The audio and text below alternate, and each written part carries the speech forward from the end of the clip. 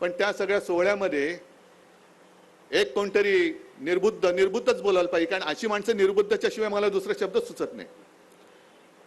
माझं काय म्हणणं आहे की कोणी कोणाला काय मानायचा याचा त्याचा प्रश्न आहे. कोणी कोणाला देव मानत असेल बाबा तो तुझा आणि त्याचा प्रश्न आहे, मी नाही त्याच्यामध्ये येऊ शकत, येऊ इच्छितच नाहीये.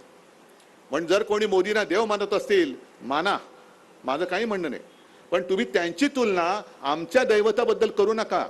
हे आमचं दैवत आहे, छत्रपती शिवाजी महाराज दैवत आहे, आणि जे कोणी कोणाची तुलना आमच्या महाराजांबरोबर करतात ती माणसं निर्बुद्ध आहेत, निर्बुद्ध आहेत. काय एक तरी मला साम्य दाखवा. छत्रपती शिवाजी महाराज ज्यांच्या आज्ञापत्रात लिहिलेलं होतं की याद राखा, आपल्या सगळ्या सरदारांना वगैरे लिहिलं होतं, मावळ्यानं सुद्धा सांगितलं होतं की शेतकऱ्याच्या भाजीच्या देठाला देखील हात लागला तर याद राख. आणि माझा शेतकरी आत्महत्या करतोय, महाराष्ट्रामध्ये आत्महत्या वाढत आहेत, त्याला आपत्ती काळामध्ये मदत मिळत नाहीये, पीक विमा योजना ती मिळत नाहीये, संकटामध्ये धावून येईल असं काही होत नाहीये, जनधन योजनेचं काही जनगणमनच झालेले आहेत, काही त्याच्यात काय मिळतच नाहीये.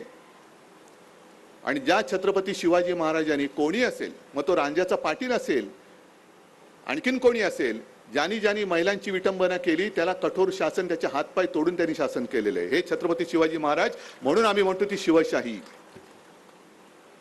आणि ज्यांच्याबरोबर तुम्ही तुलना करतायत, मणिपूरमध्ये अजूनही जात नाहीत, 2 महिलांची विटंबना झाली, काय काय केलं ते अंगावरती काटा येतो, ते म्हणजे बघवत पण नाही, बघितलं पण नाही आणि ऐकवत पण नाही.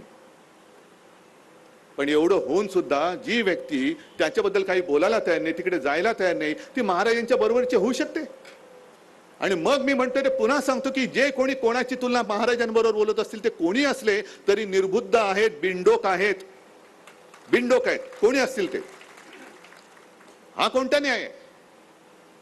आणि आता एकूण जे काय राजकारण चाललंय, मी तुम्हाला एवढ्यासाठी भेटही काय घेतोय की जागे राहा आता जरा.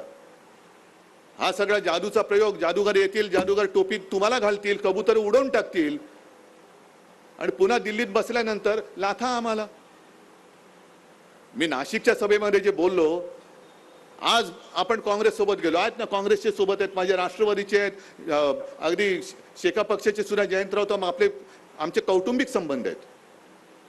पण रायगडकरांना मी एक खास जरा वेगळ्या पद्धतीने धन्यवाद देतोय.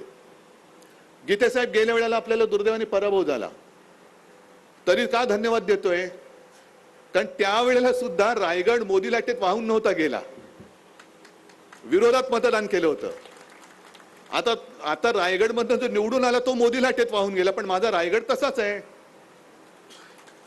आणि आता उलट रायगडकर खुश झालेत, कारण त्यांना जे पटलं नव्हतं ते त्यांनी तेव्हा दाखवलं होतं. आता तर आपण हुकुमशाहीच्या विरोधात उभं राहिलेलो आहोत, नुसतं मोदींच्या विरोधात नाही, मी व्यक्तीच्या विरोधात नाही, आम्ही हुकुमशाहीच्या विरोधात उभे राहिलो आहोत. आणि रायगडमध्ये मला नाही वाटत जास्त काही प्रचार करण्याची गरज आहे, कारण गेल्या वेळेला एवढं करून सुद्धा रायगड ताठ मानेनी मोदी विरोधात त्यांनी मतदान केलं होतं. यावेळेला तर प्रचंड लाटेच्या पलीकडे सुनामीसारखं मतदान होणार आहे रायगडमध्ये, मोदींच्या विरोधात, हुकुमशाहीच्या विरोधात.